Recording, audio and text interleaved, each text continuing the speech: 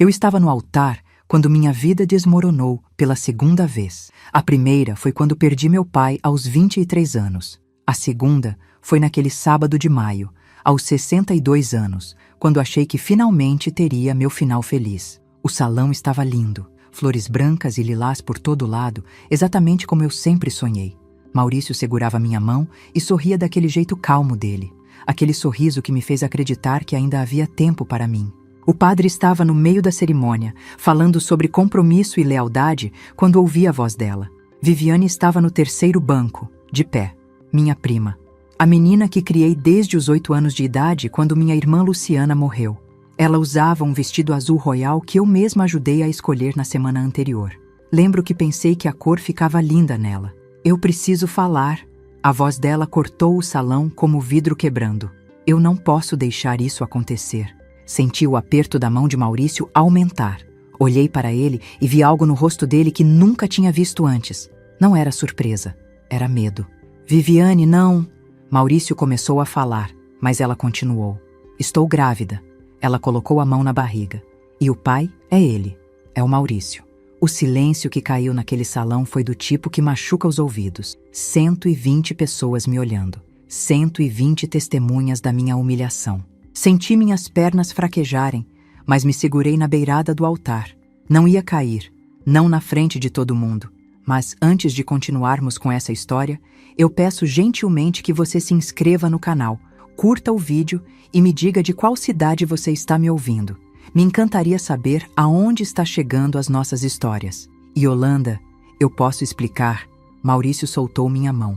Aquele gesto, aquele simples soltar de mãos, doeu mais que as palavras de Viviane. Procurei minha mãe com os olhos. Dona Celeste estava sentada na primeira fileira, lugar de honra, com o vestido bege que compramos juntas. Ela tinha 83 anos e eu esperava, ingenuamente, que ficasse do meu lado, que dissesse alguma coisa, qualquer coisa. Ela se levantou devagar, apoiando-se na bengala.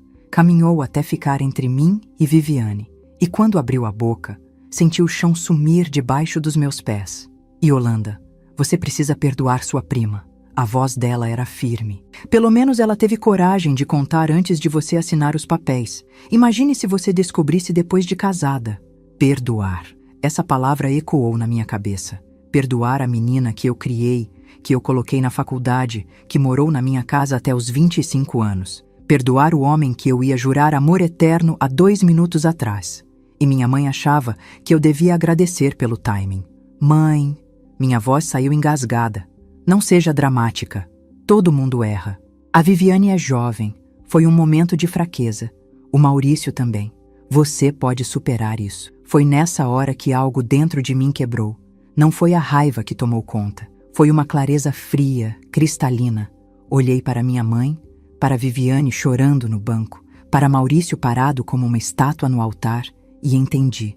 Peguei o microfone que estava na mão do padre. Ele me olhou assustado, mas não impediu. Eu vou falar uma coisa. Minha voz saiu mais firme do que eu esperava. Hoje todo mundo vai ouvir a verdade. Senti todos os olhos grudados em mim. Maurício deu um passo na minha direção. Yolanda, não faz isso. Não faz o quê? Falar? Vocês acham que eu vou fazer escândalo? Que vou gritar, chorar, rasgar o vestido? Dei uma risada curta, sem humor. Não, eu só vou dizer uma coisa bem simples. Respirei fundo.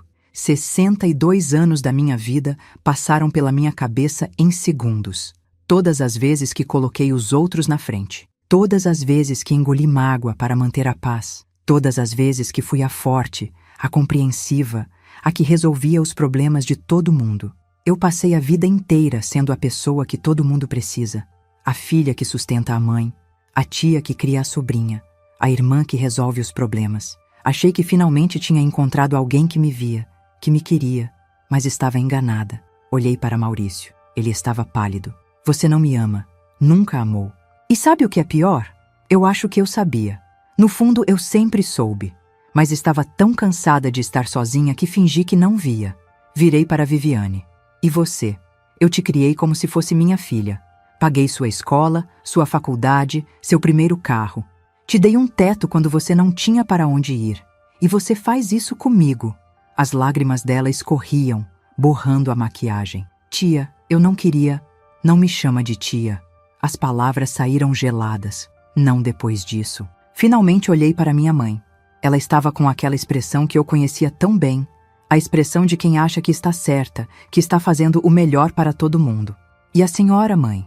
A senhora acha que eu devo perdoar, que eu devo ser compreensiva, como sempre.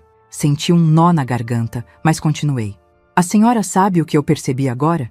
Que passei 62 anos sendo compreensiva. E ninguém nunca foi compreensivo comigo. O silêncio voltou a cair. Mas dessa vez era diferente. Não era o silêncio da humilhação. Era o silêncio de quem acabou de entender algo. Esse casamento não vai acontecer. Tirei o véu da cabeça devagar. Meu cabelo estava preso em um coque que levou 2 horas para ficar pronto. Não porque vocês destruíram, mas porque eu mereço mais do que isso. Coloquei o véu em cima da mesa onde estavam as alianças. Minhas mãos tremiam, mas minha voz não. Podem ir embora. Todos vocês. A festa está cancelada. Maurício tentou me segurar pelo braço quando passei por ele. Yolanda, espera. A gente pode conversar. Isso não é o que você está pensando. Me solta. Só me escuta. Eu disse para me soltar. Olhei nos olhos dele. Agora. Ele soltou.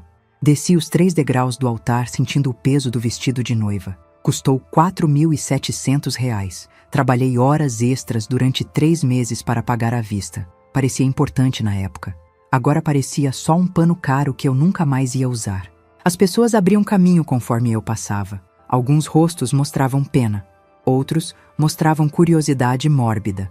Minha madrinha de casamento, Rosângela, tentou me segurar. Yolanda, calma. Vamos conversar. Não tem nada para conversar, Rose.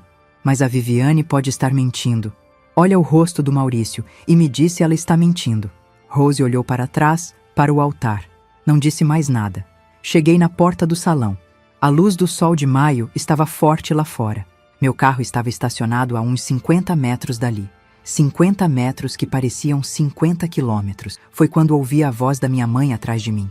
Yolanda Rangel, não sai daqui fazendo esse drama todo. Volta aqui e resolve isso como uma adulta. Parei, virei, olhei para ela. Eu estou resolvendo, mãe. Pela primeira vez na vida, estou resolvendo as coisas do jeito certo. Estou escolhendo a mim mesma. E vai me deixar aqui com essa vergonha? Com todo mundo olhando? Pensando que eu criei uma filha sem coração? Algo nessa frase me atingiu. Não era sobre mim estar ferida. Era sobre ela estar envergonhada. Era sempre sobre ela, sobre Viviane, sobre qualquer pessoa menos eu. A senhora vai ficar bem, mãe. A senhora sempre fica. Saí. Cada passo doía. O salto do sapato afundava na grama. O vestido pesava, mas continuei andando. Quando cheguei no carro, tranquei as portas antes de qualquer um poder me alcançar. Coloquei a chave na ignição com as mãos tremendo tanto que demorei 3 tentativas. Foi só quando saí do estacionamento que permiti que as lágrimas viessem. E vieram. Todas de uma vez. 62 anos de lágrimas engolidas, de mágoas guardadas, de amor não correspondido. Dirigi até em casa no automático. Nem sei como consegui. A cidade passou borrada pela janela. Quando estacionei na garagem do meu prédio, fiquei sentada ali, segurando o volante, soluçando de um jeito que me assustou. Um choro feio, daqueles que saem da alma. Não sei quanto tempo fiquei ali. Pode ter sido 10 minutos ou 1 hora. Quando finalmente consegui sair do carro, subi para o meu apartamento como se fosse um robô. Cada movimento era mecânico. Abrir a porta, tirar os sapatos, olhar para o vestido de noiva no espelho do corredor. A mulher que me olhava de volta parecia uma estranha. Maquiagem borrada, olhos inchados, cabelo começando a se soltar do coque. Mas não era isso que me assustava. Era a expressão. Era a cara de quem finalmente tinha acordado de um sonho ou de um pesadelo. Tirei o vestido com dificuldade. As costas eram cheias de botõezinhos minúsculos que a Viviane tinha ajudado a fechar pela manhã. Pela manhã. Parecia uma vida atrás. Tive que cortar alguns botões com a tesoura para conseguir sair daquilo. Deixei o vestido no chão do quarto e fui tomar banho. A água quente escorria e eu só conseguia pensar. Como eu não vi? Como eu deixei isso acontecer? Mas no fundo, eu sabia a resposta. Eu vi. Só não quis acreditar. Acordei no dia seguinte com o corpo doendo como se tivesse apanhado.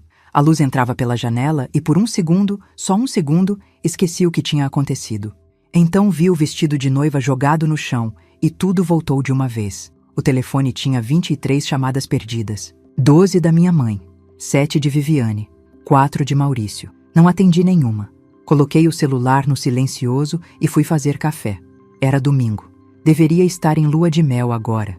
Deveria estar acordando ao lado do meu marido, planejando o café da manhã do hotel. Em vez disso, estava sozinha no meu apartamento de 2 quartos, vestindo o pijama velho, com os olhos inchados de tanto chorar. Sentei na mesa da cozinha com a xícara de café quente entre as mãos e deixei minha mente vagar para o passado. Não queria pensar, mas era impossível não pensar. Como eu cheguei aqui? Como permiti que minha vida virasse isso? Eu tinha 23 anos quando minha irmã Luciana morreu. Câncer de mama. Foi rápido, cruel. Em 6 meses ela passou de uma mulher saudável de 31 anos para um corpo frágil que mal conseguia sair da cama. Viviane tinha 8 anos e ficou órfã. O pai dela nunca esteve presente. Sumiu antes mesmo dela nascer. Lembro do enterro. Minha mãe estava destruída. Tinha acabado de perder o marido, meu pai, 2 anos antes. Agora perdia a filha mais velha. Ela se virou para mim no cemitério e disse: "Você vai ter que cuidar da Viviane. Eu não tenho condições." Não foi um pedido, foi uma ordem.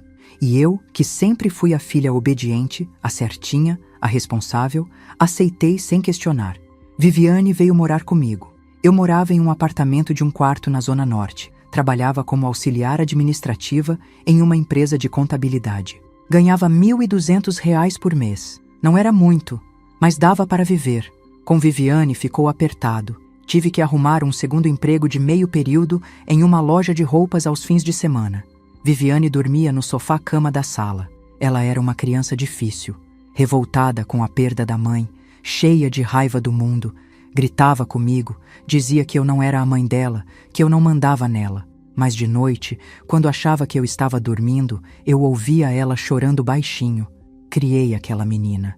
Dei banho, fiz comida, levei na escola, ajudei com lição de casa. Quando ela tinha 14 anos e começou a se interessar por meninos, fui eu quem sentou com ela para conversar sobre isso. Quando ela teve sua primeira desilusão amorosa aos 16, foi no meu ombro que ela chorou. Minha mãe aparecia de vez em quando, trazia um bolo, ficava 1 hora, ia embora. Dizia que não aguentava ficar muito tempo, que a casa me lembrava demais a Luciana, mas eu tinha que aguentar. Eu tinha que cuidar de tudo. Quando Viviane fez 18 anos, eu já tinha 33. Trabalhava como gerente administrativa na mesma empresa. Ganhava melhor, R$ 3.500. Consegui alugar um apartamento maior, de 2 quartos, para Viviane ter seu próprio espaço. Ela queria fazer faculdade de publicidade. Era cara, R$ 6.000 por semestre. Fiz um empréstimo no banco. Vivi 5 anos pagando aquele empréstimo, mas Viviane se formou. Nesse tempo todo, minha vida pessoal era inexistente. Tive alguns encontros aqui e ali. Um ou outro namoro que durou alguns meses, mas nunca dava certo. Ou eu estava ocupada demais com Viviane, ou com os problemas da minha mãe, ou cansada demais do trabalho.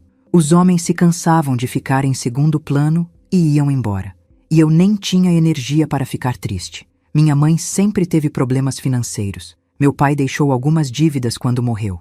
Ela nunca soube administrar dinheiro. Vivia me ligando. "Yolanda, a conta de luz está atrasada." "Yolanda, o condomínio está para cortar a água." "Yolanda, preciso ir no médico e não tenho dinheiro para o remédio." E eu pagava. Sempre paguei. Contava nos dedos quantas vezes entrei no vermelho no banco para cobrir as despesas dela. Perdi a conta de quantas vezes deixei de comprar algo para mim para poder ajudar. Viviane se formou. Arrumou emprego em uma agência de publicidade. Ganhava razoavelmente bem para uma recém-formada. R$ 2.800. Mas continuou morando comigo. Só até eu juntar dinheiro para um apartamento, ela dizia.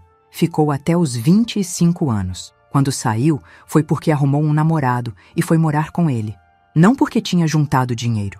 Fiquei sozinha pela primeira vez em 17 anos. Foi estranho. O apartamento parecia grande demais, silencioso demais. Eu tinha 41 anos. Olhava no espelho e via uma mulher cansada. Cabelos começando a ficar grisalhos. Rugas ao redor dos olhos. Alguns quilos a mais do que gostaria. Quando foi que fiquei velha? Os anos seguintes passaram em um borrão. Trabalho, casa, visitas à minha mãe. Viviane aparecia de vez em quando para almoçar, sempre com alguma história de problema no trabalho ou no relacionamento. Eu ouvia, aconselhava, às vezes emprestava dinheiro que sabia que não ia voltar. Foi assim até eu fazer 54 anos. Minha amiga do trabalho, a Rosângela, insistiu para eu ir com ela em uma aula de dança de salão. Você precisa sair dessa rotina, Yolanda. Precisa viver um pouco. Eu não queria ir. Estava cansada. Era uma quinta-feira à noite depois de um dia puxado. Mas Rose não aceitava não como resposta. Me arrastou para a academia. Foi lá que conheci Maurício. Ele tinha 59 anos. Era viúvo há 3 anos. A esposa tinha morrido de um aneurisma cerebral. Não tinham tido filhos. Ele era professor aposentado de história. Recebia uma pensão razoável. Era alto, cabelos grisalhos bem cortados, sorriso gentil. Não era bonito no sentido convencional, mas tinha uma presença que me chamou a atenção. Na primeira aula, ele foi meu par. Eu pisei no pé dele umas 5 vezes. Ele riu e disse que eu estava indo bem. Todo mundo começa assim. Daqui a pouco você pega o jeito. Voltei na semana seguinte. E na outra. E na outra. Sempre acabava dançando com Maurício. Ele era paciente, engraçado, me fazia sentir leve. Depois das aulas, um grupo ia tomar café em uma padaria perto. Maurício sempre sentava ao meu lado. Levou 3 meses para ele me chamar para sair. Fomos ao cinema ver um filme francês que eu nem lembro direito qual era. Depois jantamos em um restaurante italiano simples. Conversamos por horas. Ele me contou sobre a esposa, sobre como a perda foi difícil. Eu contei sobre Viviane, sobre minha mãe, sobre como minha vida sempre foi sobre cuidar dos outros. Você já pensou em cuidar de você? Ele perguntou. A pergunta me pegou de surpresa. Como assim? Fazer algo só porque você quer, não porque alguém precisa, só porque te faz feliz. Fiquei pensando naquilo por dias. Quando foi a última vez que fiz algo só por mim? Não consegui lembrar. Maurício e eu começamos a namorar. Era tudo novo para mim. Alguém que ligava para saber como foi meu dia, que mandava mensagens de bom dia, que planejava passeios nos fins de semana, que me tratava como se eu fosse especial. Apresentei ele para minha família depois de 6 meses. Minha mãe adorou. Finalmente você achou alguém. Já estava achando que ia ficar sozinha para sempre. Viviane também gostou. Ele parece legal, tia. Parece que te faz bem. E fazia. Eu me sentia mais leve, mais feliz. Tinha alguém com quem compartilhar as coisas. Maurício era atencioso de um jeito que eu não estava acostumada. Aparecia na minha casa com flores, me levava para jantar. Assistia àquelas novelas mexicanas que eu gostava sem reclamar. Conhecia meus amigos, participava dos almoços de domingo na casa da minha mãe. Foi depois de 2 anos juntos que ele me pediu em casamento. Foi simples, em casa, depois do jantar. Ele tinha feito lasanha, meu prato favorito. Na sobremesa, quando trouxe o brigadeiro, tinha um anel em cima. Yolanda, eu sei que a gente não tem mais 20 anos, mas eu te amo e quero passar o resto da minha vida ao seu lado. Você aceita se casar comigo? Chorei. Chorei tanto que não consegui responder por uns 2 minutos. Quando finalmente falei sim, ele me abraçou e sussurrou no meu ouvido. Você merece ser feliz. Eu vou te fazer feliz. Eu acreditei. Os preparativos do casamento duraram 8 meses. Eu queria que fosse perfeito. Gastei minhas economias. Maurício ofereceu ajudar, mas eu fiz questão de pagar tudo. É meu casamento, minha festa, quero fazer do meu jeito. Minha mãe deu palpite em tudo. A cor das flores, o cardápio, a lista de convidados. Viviane me ajudou a escolher o vestido, a decoração, os convites. Maurício era tranquilo com tudo. O que você quiser está bom para mim. Nos últimos 3 meses antes do casamento, Maurício ficou mais distante. Dizia que estava com muita coisa para resolver. Papelada da pensão, coisas da casa dele que ele ia vender. Conversávamos menos. Ele cancelou alguns encontros. Quando eu questionava, ele ficava irritado. Yolanda, eu estou lidando com um monte de coisa. Você não pode ter um pouco de paciência? E eu tinha. Sempre tinha. Porque era isso que eu fazia. Era compreensiva. Era paciente. Viviane começou a aparecer mais na minha casa. Dizia que tinha brigado com o namorado novo, que precisava de um lugar para ficar uns dias. Ficava no quarto de hóspedes. Maurício vinha jantar e ela jantava com a gente. Eles conversavam bastante. Ele dava conselhos sobre o trabalho dela, sobre a vida. Eu achava bonito. Pensava, que bom que eles se dão bem. Vamos ser uma família. 2 semanas antes do casamento, encontrei Maurício e Viviane conversando baixo na cozinha. Quando entrei, eles se afastaram rapidamente. Perguntei o que estava acontecendo. Maurício disse que nada, que Viviane estava pedindo um conselho. Viviane sorriu e disse: "Coisa boba, tia. Problema de trabalho." Eu acreditei, porque era mais fácil acreditar do que encarar a verdade. Porque eu queria tanto que aquilo desse certo que ignorei todos os sinais. E agora, sentada na minha cozinha com o café frio, olhando para o vestido de noiva destruído no chão do quarto, eu finalmente entendia. Eu sempre soube que algo estava errado. Só não quis ver. As ligações não pararam. No domingo à tarde, meu celular vibrava sem parar. Coloquei no silencioso, mas a tela continuava acendendo. Maurício, Viviane, minha mãe, Maurício de novo. Um número desconhecido que devia ser de alguém da família. Rose também ligou 3 vezes, mas dela eu não tinha raiva. Ela só estava preocupada. Na segunda-feira de manhã, liguei no trabalho e pedi uma semana de férias emergenciais. Minha chefe, Dona Miriam, não fez perguntas. "Claro, Yolanda. Você precisa de quanto tempo? Mais que uma semana?" Ela sabia do casamento. Todo mundo no escritório sabia. 1 semana está bom. Se precisar de mais, é só avisar. Desliguei e fiquei olhando para o apartamento. Precisava fazer alguma coisa. Não podia ficar ali parada, deixando minha mente rodar em círculos. Comecei a arrumar. Não tinha nada para arrumar. O apartamento já estava limpo, mas precisava mexer as mãos em algo. Foi quando vi o celular de Maurício. Não, o celular dele não. Um carregador dele. Estava plugado na tomada do quarto. Ele sempre deixava o carregador aqui quando ia embora. Olhei para aquele fio branco e senti uma onda de raiva. Arranquei da tomada e joguei no lixo. Então pensei, se ele deixava coisas aqui, o que mais tinha dele nesse apartamento? Abri o armário. 3 camisas dele, uma calça jeans, um pijama, alguns livros que ele trouxe e nunca levou de volta, uma escova de dentes no banheiro, chinelos debaixo da cama. Peguei uma sacola de supermercado e fui colocando tudo dentro. Cada item parecia gritar a mentira que eu tinha vivido nos últimos 8 anos. A camisa azul que ele usava nos domingos, o pijama que ele deixava aqui para quando dormia, os chinelos gastos que ele insistia em usar, mesmo eu oferecendo comprar novos. Quando terminei, tinha 2 sacolas cheias. Coloquei na varanda. Não sabia o que fazer com aquilo ainda, mas não queria ver dentro de casa. Voltei para o quarto e sentei na cama.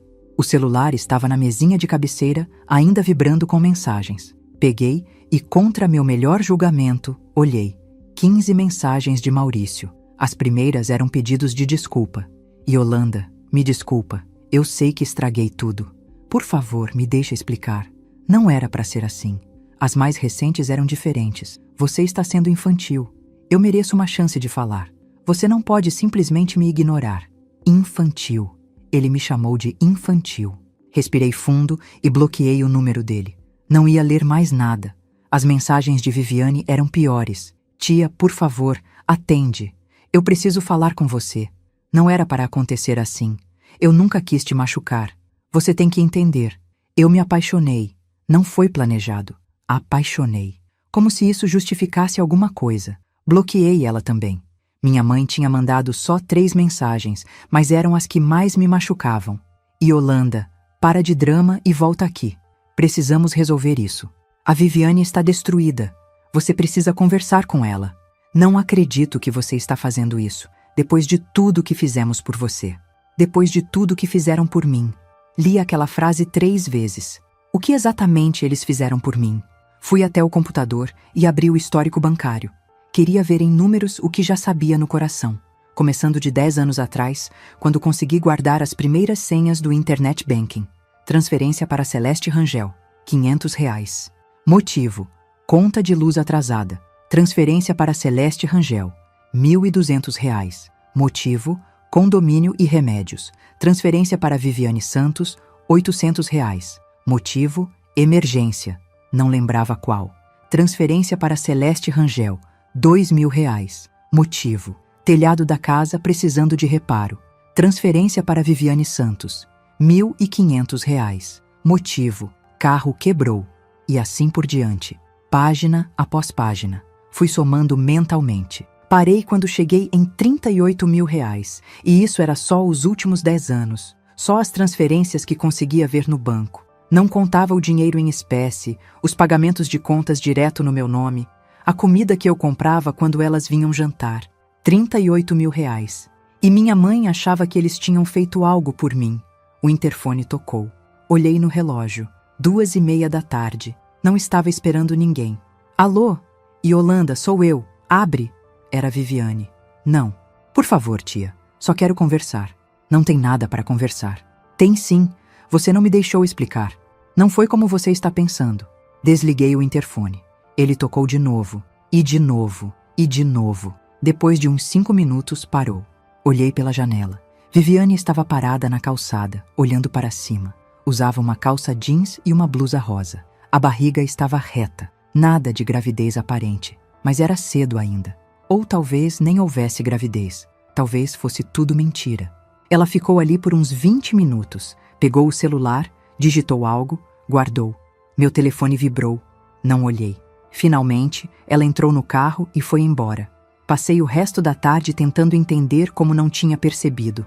Os sinais estavam todos lá. Voltei mentalmente para os últimos meses. Maurício cancelando jantares. Estou cansado, Yolanda. Podemos remarcar? Quantas vezes ouvi isso? 6, 7. Viviane aparecendo com frequência. Tia, posso jantar aí hoje? Estou sem gás em casa. Ela tinha gás. Tinha dinheiro para comprar gás. Mas eu sempre dizia sim. As conversas baixas que paravam quando eu entrava na sala. Do que vocês estão falando? Nada demais. Coisas de trabalho. Eu acreditava. A vez que cheguei em casa e encontrei Maurício e Viviane rindo de algo no celular.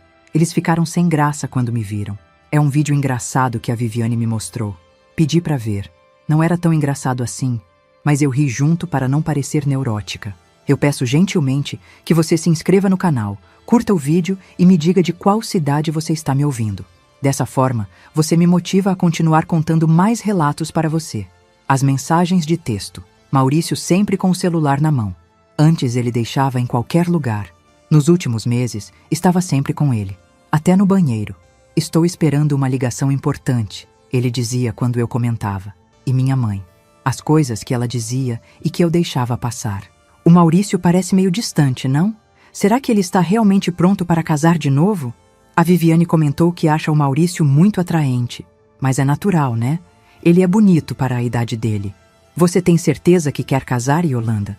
Não está na idade de ficar mais tranquila sozinha? Cada frase era uma semente de dúvida plantada. E eu sempre respondia com segurança. Mãe, para. O Maurício me ama. É só admiração da Viviane. Ela vê ele como um tio. Eu quero me casar. Mereço ser feliz. Mas minha mãe nunca confirmava. Nunca dizia, é verdade, você merece. Só fazia aquele sorriso apertado e mudava de assunto. Na terça-feira de manhã, ela apareceu. Sem avisar, sem tocar o interfone. Devia ter convencido alguém do prédio a abrir a porta. Bateu na minha porta às 9 horas. Yolanda, abre essa porta. Sei que você está aí. Fiquei parada na sala. Não queria abrir. Não estava pronta. Yolanda, não me obrigue a ficar aqui no corredor. Os vizinhos vão ouvir. Claro, os vizinhos. Sempre os vizinhos. O que os outros vão pensar. Abri a porta.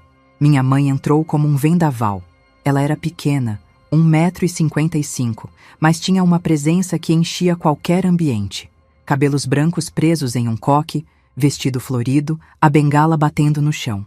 Você não atende telefone agora? Bom dia, mãe. Entre, fique à vontade. Não venha com ironia comigo, Yolanda. Você sabe o inferno que está acontecendo? Sei. Eu estava lá, lembra? No altar, na frente de todo mundo. Ela ignorou meu tom. A Viviane está destruída, chorando dia e noite. Não está conseguindo ir trabalhar. Que pena. Como você pode ser tão insensível? Algo em mim estalou. Insensível? Eu sou insensível? Ela está grávida, Yolanda. Grávida e sozinha. O Maurício não quer assumir a criança. Sentei no sofá. Minhas pernas, de repente, não me seguravam mais. Então é verdade. Ela está mesmo grávida. Claro que é verdade. Por que ela mentiria sobre isso?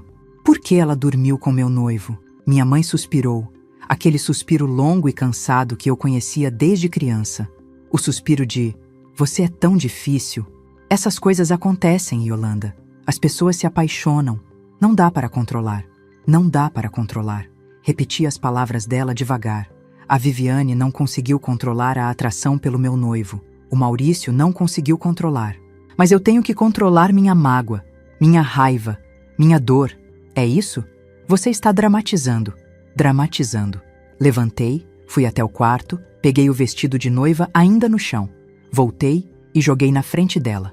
Isso aqui custou R$ 4.700. Trabalhei 3 meses de hora extra para pagar. Usei ele por 15 minutos e você acha que estou dramatizando. Ela olhou para o vestido, para mim. O que você quer que eu diga? Que eles são uns monstros? Que nunca mais vou falar com a Viviane? Ela é minha neta, Yolanda. Minha neta grávida. E eu? Eu sou o quê? Você é minha filha. E é adulta o suficiente para entender que a vida é complicada. E a Viviane não é? Ela tem 45 anos, mãe. 45. Não é uma adolescente inconsequente. Por isso mesmo, ela devia saber melhor, mas cometeu um erro que vai resultar em um bebê. E esse bebê vai precisar de uma família. Entendi então. Entendi tudo. É por isso que você está aqui. Não está preocupada comigo. Está preocupada com quem vai ajudar a Viviane quando o bebê nascer. Não é só isso. É exatamente isso. Senti uma calma estranha tomar conta.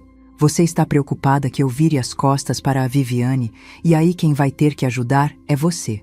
Ou pior, vai ter que gastar do seu próprio dinheiro. Que absurdo. Eu só quero que minha família fique bem. Sua família. Não eu. Porque eu nunca fui parte da família de verdade, né? Eu sempre fui a que resolvia os problemas. A que pagava as contas. A mula de carga. E Yolanda, sai da minha casa, mãe. O quê? Eu disse, sai da minha casa. Agora. Ela me olhou como se eu tivesse batido nela. Você não pode falar assim comigo. Sou sua mãe. E eu sou sua filha. A filha que você acabou de dizer que tem que ser adulta e engolir o fato de que a sobrinha que eu criei está grávida do homem que eu ia me casar. Então estou sendo adulta. E estou te pedindo para sair. Ela agarrou a bengala com força. Você vai se arrepender disso. Talvez. Mas agora, nesse momento, a única coisa que sinto é vontade de ficar sozinha. Longe de você. Longe da Viviane. Longe de todo mundo que acha que eu existo só para servir. Minha mãe foi até a porta. Parou, virou. Você sempre foi egoísta, Yolanda. Desde criança. Sua irmã era generosa, de coração grande. Você não. Você sempre quis tudo para você. As palavras deveriam ter doído. Há 1 semana atrás teriam me destruído. Mas agora só soavam ocas. Se isso é o que a senhora pensa, então por que fica me pedindo dinheiro? Por que me pede para resolver seus problemas? Egoístas não fazem isso. Ela não respondeu. Saiu e bateu a porta. Fiquei ali parada por muito tempo. Então fui até o computador e procurei uma coisa que tinha visto um dia, por acaso. O site de uma advogada especializada em direito de família. Peguei o telefone e liguei. A advogada se chamava Doutora Beatriz.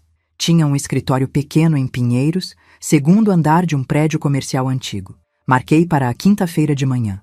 A sala de espera era simples. 2 cadeiras, uma mesinha com revistas velhas, um bebedouro. Sentei e esperei. Meu coração batia rápido. Não sabia direito o que ia perguntar. Só sabia que precisava de respostas. Dona Yolanda! Uma mulher de uns 50 anos apareceu na porta. Cabelos curtos, óculos de aro grosso, blazer azul marinho. Pode entrar. Seu escritório era acolhedor. Estante cheia de livros, uma mesa de madeira, fotos de família nas paredes. Ela me ofereceu café. Aceitei. Então, me conta. O que te traz aqui? E eu contei. Tudo. O casamento cancelado, a traição, a família, os empréstimos que nunca foram devolvidos. As palavras saíam atropeladas. Ela ouvia em silêncio, fazendo anotações de vez em quando. Quando terminei, ela tirou os óculos e limpou com um lenço. Primeira coisa que você precisa entender. Não existe nada de errado em querer se afastar de pessoas que te machucam, mesmo que sejam família. Mas o dinheiro que empreste, você tem comprovantes dessas transferências? Tenho. Extratos bancários de 10 anos. E elas assinaram algum contrato? Reconheceram as dívidas por escrito? Não. Eram empréstimos de família. A gente não faz contrato nessas situações. Ela suspirou. Então legalmente não há muito o que fazer. Sem um documento assinado reconhecendo a dívida, fica a sua palavra contra a delas. E mesmo que tivesse, processar família por dinheiro emprestado é complicado, caro, demorado. E no fim, se elas não tiverem bens, você não recebe nada mesmo. Senti meu estômago afundar. Então eu perdi tudo aquilo. Perder é uma palavra forte. Você deu, não foi roubado. Foi uma escolha sua, mesmo que pressionada. Ela se inclinou para a frente. Mas aqui está a boa notícia. Você também não deve nada a elas. Legalmente, moralmente, de forma alguma. Se elas vierem cobrar ajuda no futuro, você não é obrigada a dar. E se disserem que eu tenho que cuidar da minha mãe, que é minha obrigação de filha? Existe a obrigação de prestar alimentos aos pais idosos? Sim, mas é proporcional à sua capacidade e às necessidades reais dela, e precisa ser judicializado. Sua mãe teria que te processar. E mesmo assim, se ela tiver renda própria, aposentadoria, a obrigação diminui muito. Minha mãe tem aposentadoria, um salário mínimo e meio. Então ela tem meios de se sustentar. Não luxuosamente, mas tem. Você pode, se quiser, estabelecer um valor mensal para ajudar. Mas é uma escolha sua, não uma obrigação que alguém pode te forçar. Senti como se um peso saísse dos meus ombros. E se eu quiser me afastar? Mudar de cidade? Cortar contato? Pode. Você é uma mulher adulta. Tem todo o direito de escolher com quem convive. Ela fez uma pausa. Posso te dar um conselho que não é jurídico? Pode. Às vezes a gente fica preso em situações tóxicas porque acha que tem uma dívida emocional, que devemos algo para quem nos criou, nos ajudou, faz parte da família. Mas sabe o que percebi em 30 anos de advocacia? As relações mais tóxicas são aquelas onde uma pessoa sempre dá e a outra sempre cobra. Não é amor, é dependência. E dependência não é saudável para ninguém. Saí do escritório da doutora Beatriz com uma clareza que não tinha antes. Não era sobre o dinheiro. Nunca foi. Era sobre reconhecer que eu tinha passado 62 anos vivendo uma vida que não era minha. No caminho de volta para casa, parei em uma imobiliária. Era uma daquelas coisas impulsivas que eu nunca fazia. Mas alguma coisa dentro de mim dizia que era a hora. O corretor era um rapaz jovem, não devia ter mais de 30 anos. Sorriu quando entrei. Boa tarde. Em que posso ajudar? Quero vender meu apartamento. Ele pegou uma ficha. Claro. Pode me dar os detalhes? Dei o endereço, a metragem, o número de quartos. Ele colocou tudo no computador.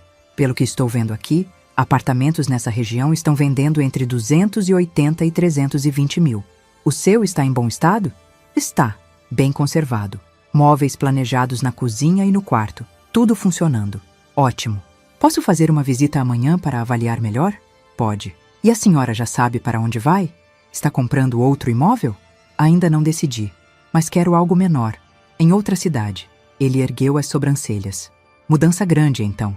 É, muito grande. Saí da imobiliária com uma sensação estranha. Medo e excitação ao mesmo tempo. Aquele apartamento era meu há 17 anos. Comprei com o dinheiro que herdei quando meu pai morreu. Cada canto tinha uma memória. Mas ultimamente, as memórias não eram boas. Em casa, comecei a pesquisar cidades no litoral. Sempre gostei do mar. Meu pai me levava na praia quando eu era criança. A gente ia para Guarujá, alugava uma casa simples, passava uma semana. Eram as melhores lembranças que eu tinha. Procurei apartamentos para alugar. Queria algo pequeno, prático, perto da praia. Encontrei várias opções. Marquei algumas visitas para a semana seguinte. Foi na sexta-feira que tudo explodiu. O corretor tinha ido ao apartamento pela manhã, tirado fotos, feito medições. À tarde, colocou o anúncio online. E aparentemente minha prima Dalva, que eu nem sabia que acompanhava a página de imóveis, viu. Às 5 da tarde, meu interfone tocou. Não era uma pessoa, eram 4. Minha mãe, Viviane, Dalva e Paulo, meu primo por parte de pai.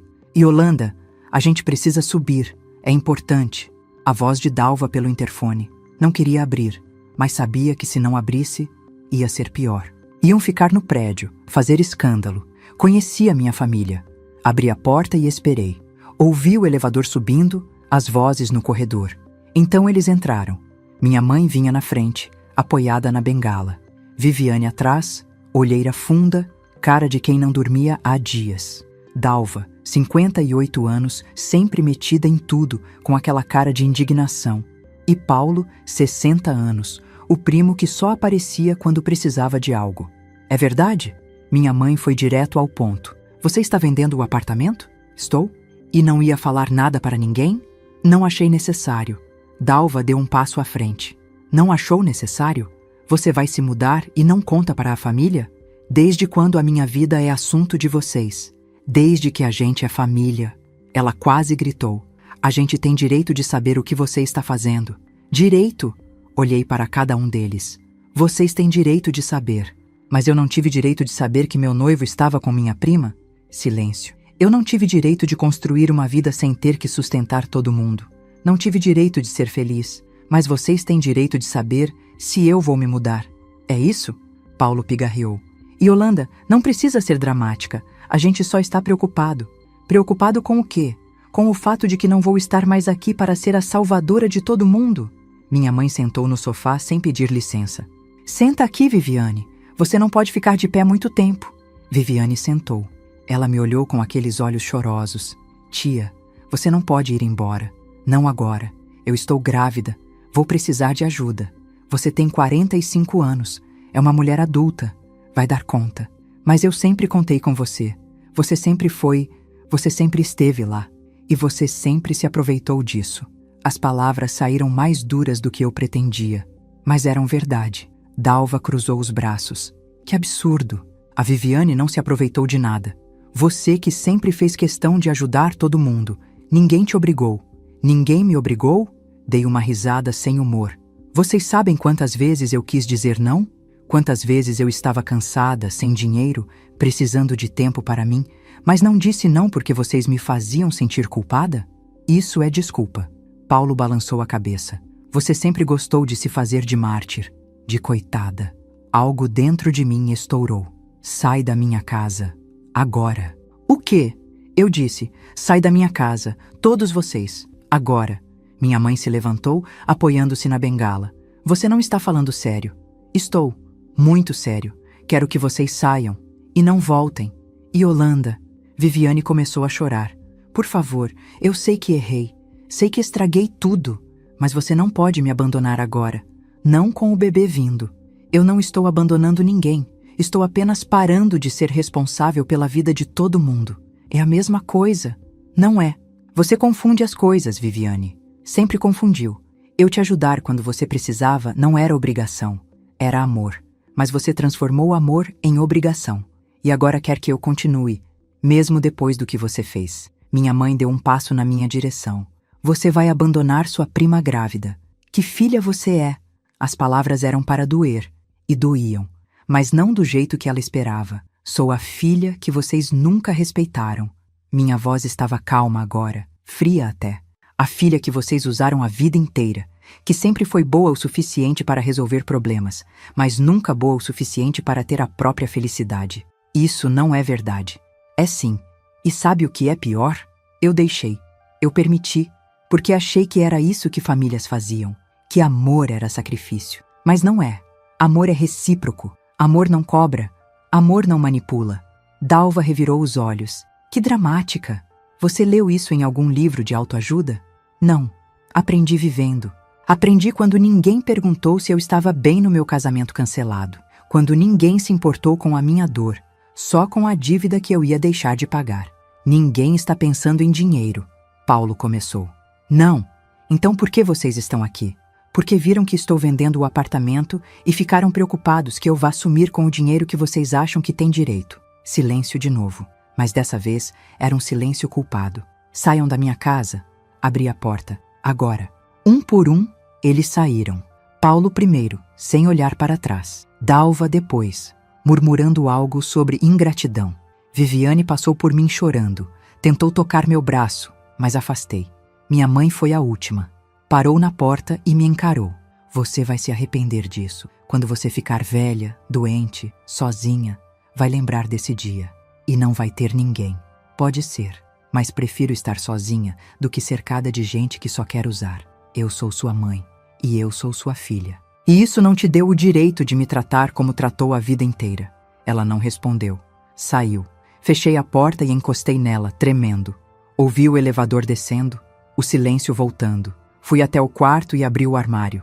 Peguei uma mala grande que estava no alto. Coloquei na cama. Comecei a dobrar roupas, devagar, metodicamente. Uma camiseta azul, uma calça jeans, um vestido florido que eu gostava. Cada peça que colocava na mala era um passo em direção a uma vida nova. O telefone tocou. Número desconhecido. Não atendi. Tocou de novo. E de novo. Desliguei o celular. Continuei fazendo a mala. O silêncio do apartamento não me assustava mais. Pela primeira vez em muito tempo, me sentia em paz. O apartamento vendeu em 3 semanas. Um casal jovem que estava procurando algo perto do trabalho. Ofereceram 295 mil à vista. Aceitei. A escritura foi marcada para dali a 1 mês. Nesse tempo, visitei 4 cidades no litoral. Guarujá estava muito movimentado. Bertioga também. Praia Grande era longe demais. Mas quando cheguei em Peruíbe, senti algo diferente. Era uma cidade menor, mais tranquila. A praia não era a mais bonita que já vi, mas tinha algo acolhedor. Caminhei pela orla, entrei em padarias locais, conversei com gente na feira. Todo mundo era educado, calmo, não tinha aquela pressa de São Paulo. Encontrei um apartamento para alugar a 4 quarteirões da praia. 2 quartos pequenos, sala e cozinha conjugadas, uma varanda com vista para algumas árvores. O aluguel era R$ 1.400. Com condomínio, dava 1.700. Caberia no meu orçamento tranquilamente. A dona do apartamento era uma senhora de uns 70 anos. Dona Marta. Ela morava no andar de cima. A senhora vai morar sozinha? Ela perguntou enquanto me mostrava o apartamento. Vou. Tem família aqui na região? Não. Estou vindo de São Paulo. Quero recomeçar. Ela me olhou com aquele jeito que pessoas mais velhas têm, como se vissem através da gente. Às vezes, recomeçar é a melhor coisa que a gente pode fazer. Ela sorriu. O apartamento é seu se quiser. Fechei na hora. Paguei 3 meses adiantados. Ela me deu as chaves e disse que podia me mudar quando quisesse. Voltei para São Paulo com uma leveza que não sentia há anos. Tinha um plano, tinha um destino, tinha um futuro que era só meu. As semanas seguintes foram uma correria. Separar o que ia levar, o que ia doar, o que ia jogar fora. 62 anos de vida não cabem em um apartamento de 2 quartos. Precisei fazer escolhas. Doei a maioria dos móveis. A mesa de jantar grande onde a família se reunia nos domingos. O sofá de 3 lugares onde todo mundo sentava para assistir televisão. A cristaleira que minha mãe me deu de presente de aniversário há 10 anos. Não queria nada que carregasse memórias pesadas. Mantive o essencial. Minha cama, minhas roupas, os livros que realmente gostava, as fotos do meu pai, algumas panelas e pratos. Tudo coube em um caminhão pequeno de mudança. Durante esse tempo, bloqueei todos os números da família. Mas eles não desistiram. Tentaram de outras formas. Viviane mandou uma carta para o meu endereço. Chegou em um sábado.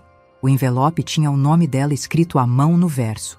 Abri contra meu melhor julgamento. Tia, eu sei que você não quer falar comigo, mas preciso que saiba que estou arrependida. Não era para ter acontecido daquele jeito. Eu deveria ter contado antes. Deveria ter sido honesta. O Maurício terminou comigo. Disse que eu arruinei a vida dele. Estou sozinha, grávida, sem saber o que fazer.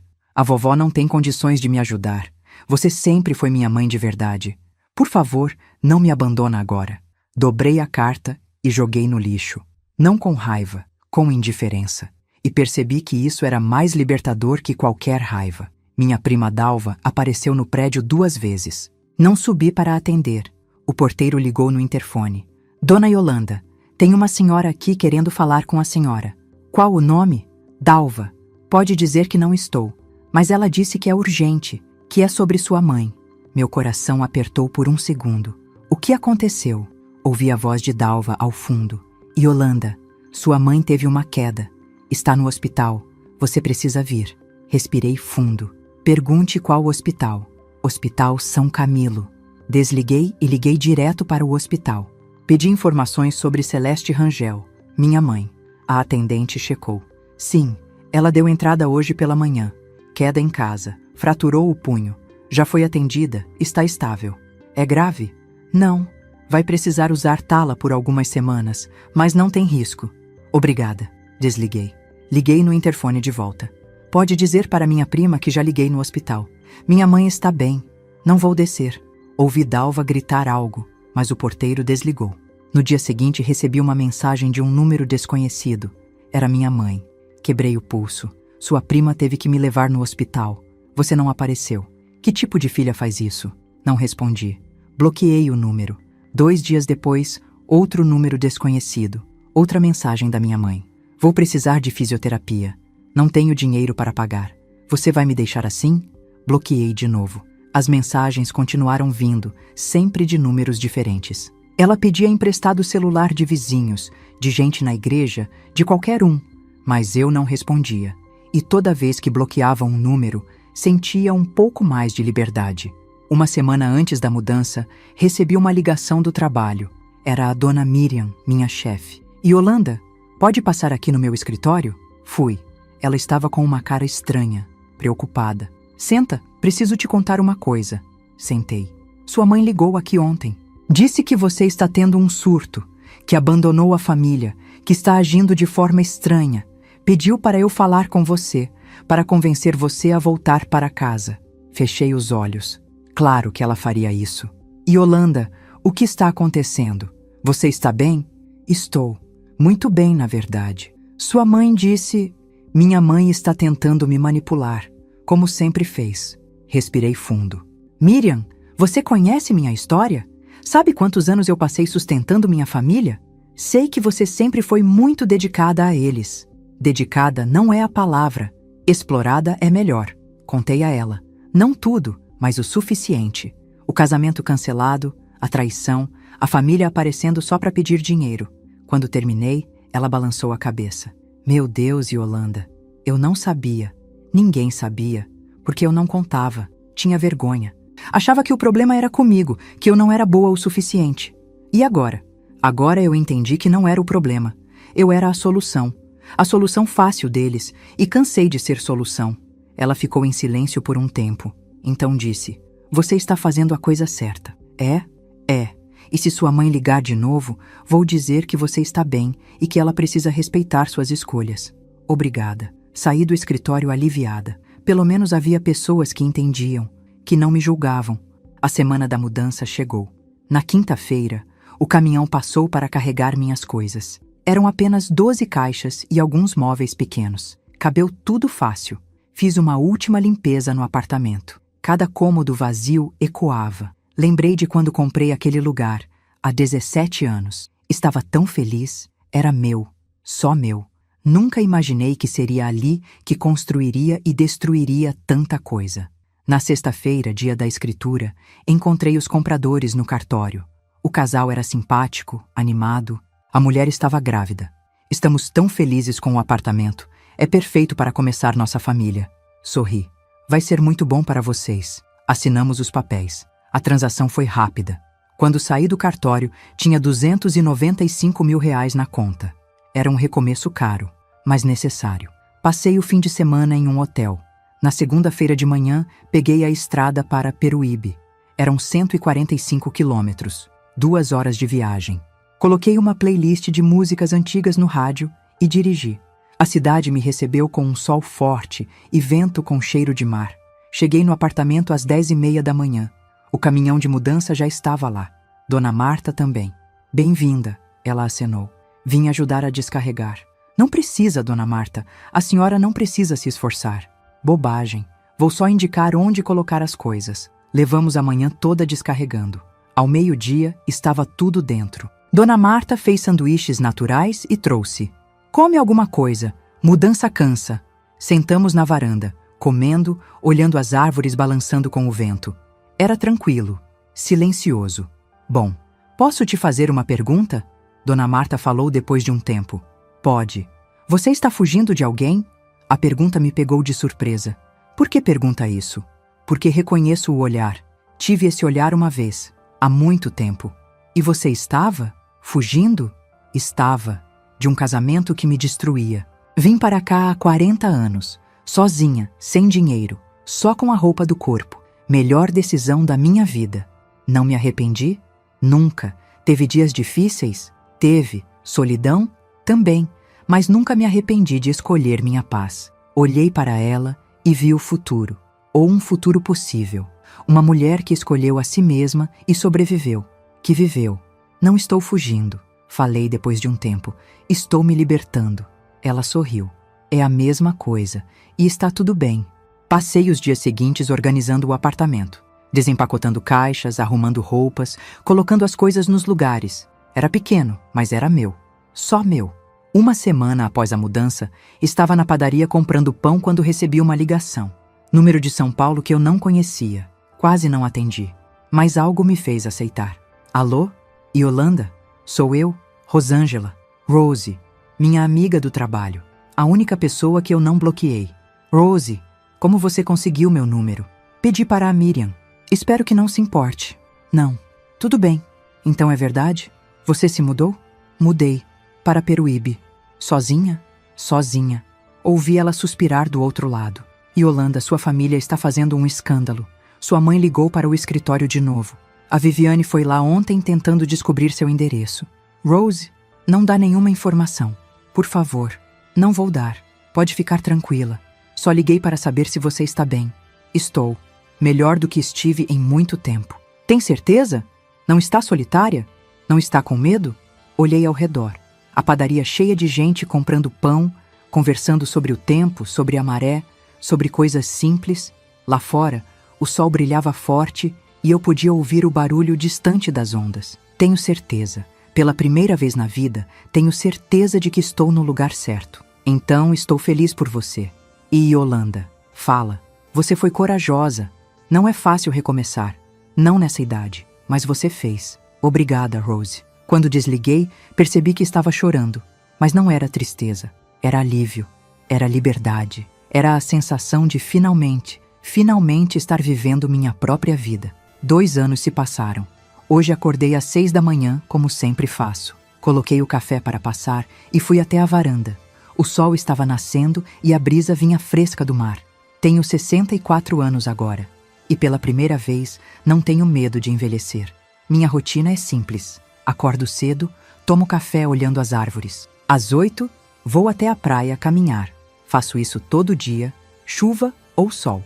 Conheci outras pessoas que caminham no mesmo horário. A Dona Teresa, que tem 72 anos e conta histórias engraçadas sobre os netos. O seu Antônio, viúvo de 68, que sempre traz pão na padaria para os cachorros de rua. A Sílvia, 59 anos, que se mudou para cá depois de um divórcio complicado. A gente caminha junto, conversa sobre coisas simples. O tempo, a maré, o preço do peixe na feira. Ninguém pergunta do meu passado.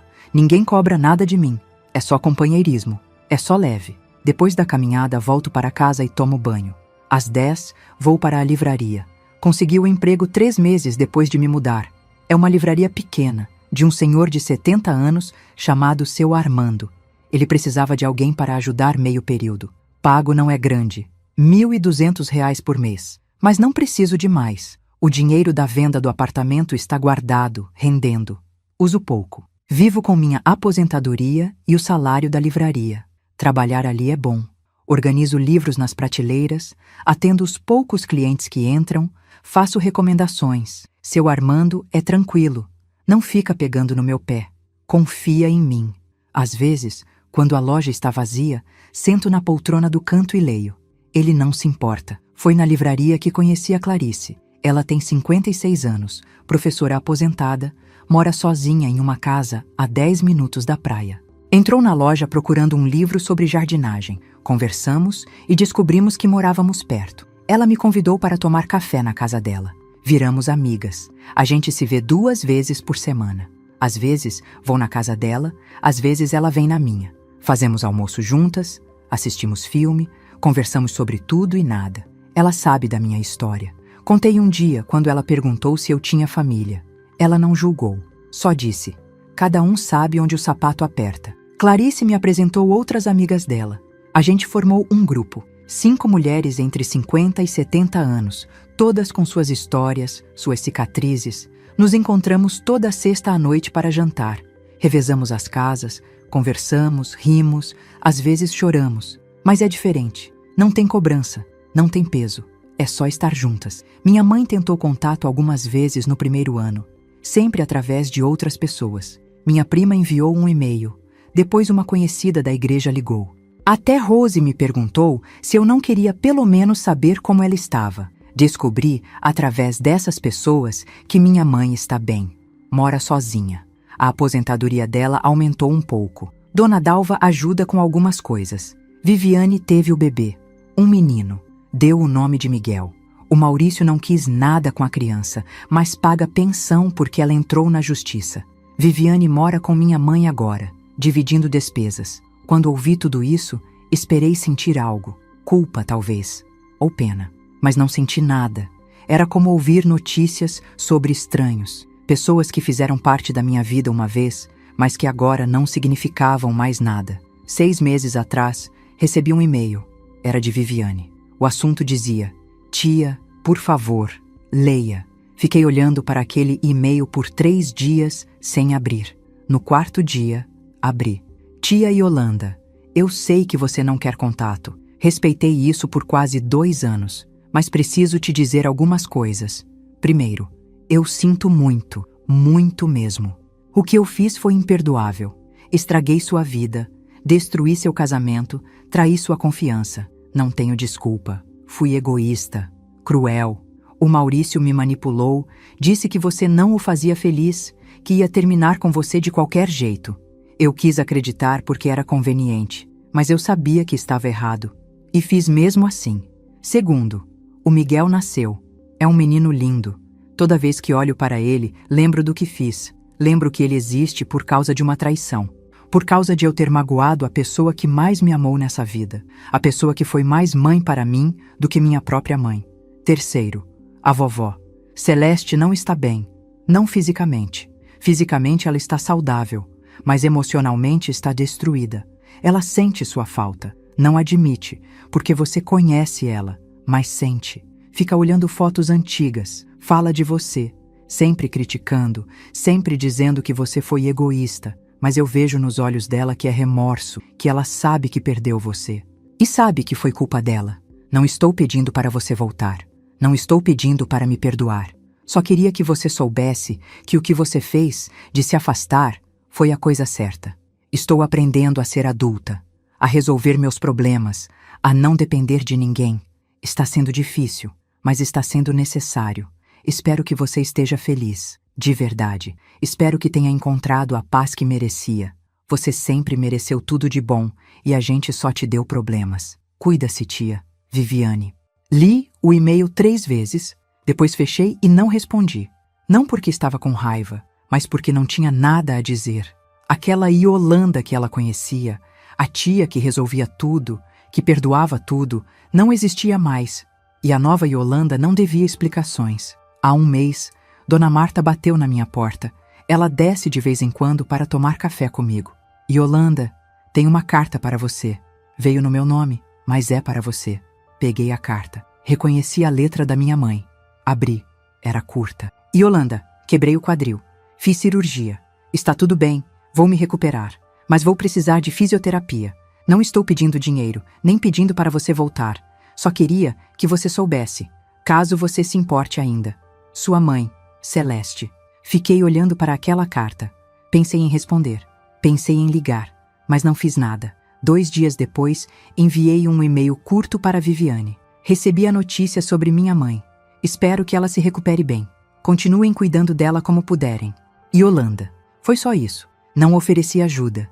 Não perguntei detalhes. Só desejei melhoras, porque é o que qualquer pessoa decente faz. Mas não mais que isso. Viviane respondeu. Obrigada por responder. Estamos cuidando dela. Não se preocupe. Não me preocupei. E percebi que estava tudo bem não me preocupar. Que eu não era má pessoa por isso. Era só alguém que tinha aprendido a colocar limites. Hoje é sexta-feira. Daqui a pouco as meninas vêm jantar aqui. Fiz uma lasanha, que é minha especialidade. Comprei vinho. Clarice vai trazer sobremesa. A Márcia disse que vai contar sobre o neto que acabou de nascer. A Helena está animada porque começou aulas de pintura. Estou na cozinha arrumando a mesa quando o interfone toca. É Clarice, chegando cedo para ajudar. Sobe. Ela entra com uma torta de limão e um sorriso enorme. Cheguei cedo para ajudar. E para conversar sem as outras atrapalhando. Aconteceu alguma coisa? Não, só queria te dizer uma coisa. Ela coloca a torta na geladeira e me encara. Você mudou, Yolanda. Mudei? Mudou. Quando te conheci há 1 ano e meio, você ainda tinha aquele olhar, sabe? De quem está sempre esperando o próximo problema. Sempre em alerta, mas não tem mais. Agora você ri fácil, relaxa, parece mais nova. É porque eu sou mais nova. Brinco. 72 ainda não cheguei. Ela ri. Não é a idade. É que você está viva de verdade. Entende? Não está só existindo, está vivendo. As palavras dela me pegam de surpresa. Porque ela está certa. Eu estou vivendo. Pela primeira vez em 64 anos, estou vivendo uma vida que é minha. À noite, depois do jantar, depois das risadas, depois das meninas irem embora, fico sozinha na varanda. O mar está escuro, mas eu ouço o som das ondas. O vento está fresco. Tem cheiro de sal e de flores da trepadeira da Dona Marta. Penso em tudo que passei para chegar aqui. O casamento cancelado. A traição. A família me virando as costas quando eu disse não. A mudança. O recomeço. Teve dias difíceis. Teve noites que chorei de solidão. Teve momentos que pensei se tinha feito a coisa certa. Mas olho ao redor agora. Para esse apartamento pequeno que é só meu. Para os livros na estante que eu escolhi. Para as fotos na parede de lugares que visitei sozinha. Para a agenda na geladeira, cheia de compromissos que são só meus. Almoço com Clarice, caminhada na praia, reunião do grupo de leitura da biblioteca. Não tenho ninguém me ligando pedindo dinheiro. Não tenho ninguém aparecendo sem avisar e esperando que eu resolva a vida deles. Não tenho ninguém me dizendo que sou egoísta por querer um pouco de paz. Tenho amizades verdadeiras. Tenho uma rotina que me faz bem. Tenho tempo para mim. Tenho silêncio quando quero. Tenho companhia quando preciso. E acima de tudo, tenho escolha. Escolha de como viver, de com quem conviver, de como gastar meu tempo e meu dinheiro. Entro, pego meu diário. Comecei a escrever há 1 ano, por sugestão da Clarice. Anoto o dia de hoje, o jantar com as meninas, a conversa boa, a comida gostosa, a sensação de pertencer sem precisar se sacrificar. Na última linha, escrevo: passei 60 anos achando que amor era se anular pelos outros. Hoje entendo que amor verdadeiro começa em mim. E pela primeira vez, estou amando a vida que construí. Fecho o diário. Apago as luzes. Vou para o quarto. Amanhã vou acordar cedo de novo. Vou caminhar na praia. Vou trabalhar na livraria. Vou viver mais um dia dessa vida simples, tranquila, minha. E vai ser o suficiente. Mais que suficiente. Vai ser tudo. Muito obrigado de coração por você me ouvir até aqui. Quero te convidar a fazer parte da nossa família e acompanhar as próximas histórias. Inscreva-se no canal, curta o vídeo e me diga de qual cidade você está me ouvindo. Transparência sobre o conteúdo. Os vídeos apresentam narrativas 100% fictícias, criadas somente para fins de entretenimento, reflexão moral e educacional, com o objetivo de transmitir lições de vida, valores humanos e familiares. Trata-se de uma produção original da equipe humanizada. Todos os nomes, personagens, lugares, eventos e conflitos são fictícios, e qualquer semelhança com pessoas ou fatos reais é mera coincidência. O material visual consiste em dramatizações ilustrativas. Este conteúdo não constitui aconselhamento jurídico, financeiro, psicológico ou profissional. As ações mostradas fazem parte apenas da narrativa. Recursos de inteligência artificial são utilizados somente como apoio na criação de elementos visuais e sonoros. Todo o processo criativo é feito manualmente.